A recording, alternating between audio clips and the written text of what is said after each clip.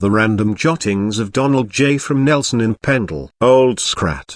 Brindle haunting manifestation. This boggart would leap on passing carts, causing them to stop dead. He once climbed on a hearse taking a dead man to the church, and the local priest banished the entity forever, or did they maybe not. In the small village of Brindle, nestled amidst rolling hills and lush greenery, a haunting presence lingered in the shadows. Its name was whispered with trepidation among the villagers, for Old Scrat was a boggart unlike any other. No one knew the true origins of this spectral entity, nor did they understand the extent of its powers. But they knew one thing for certain: Old Scrat had a mischievous streak that sent shivers down their spines. Legend had it that Old Scrat would materialize when the moon was at its fullest, taking the form of a twisted, gnarled creature with piercing yellow eyes. He would haunt the roads that wound through Brindle, waiting for the perfect moment to strike. Passing carts and carriages would suddenly come to a halt, as if held by an invisible force,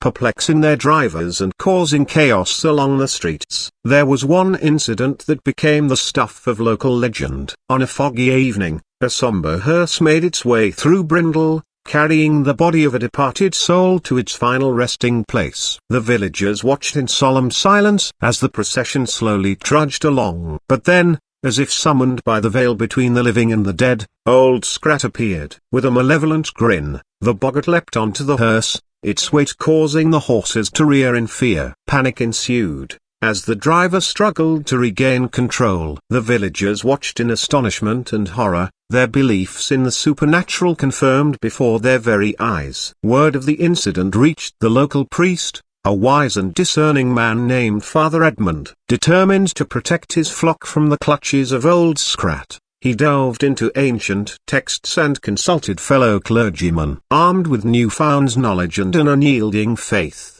Father Edmund set out to banish the haunting entity forever. Gathering the villagers in the town square, the priest performed an elaborate ceremony, invoking the power of divine intervention. He chanted ancient incantations and wielded a crucifix, imbued with his unwavering belief. The air crackled with an otherworldly energy as the villagers held their breath, hoping for salvation from the terrifying presence that plagued their lives. Old Scrat, sensing the strength of Father Edmund's resolve, recoiled and let out a mournful cry. His form began to fade, as if being pulled into an ethereal abyss. The villagers watched in awe and relief as the boggart vanished, leaving only a sense of eerie calm in its wake. Brindle basked in newfound tranquility, free from the clutches of Old Scrat. But as time passed, doubts began to creep into the minds of the villagers. Had the priest truly banished the malevolent entity, or had he merely weakened its presence? Whispers of uncertainty spread through the community,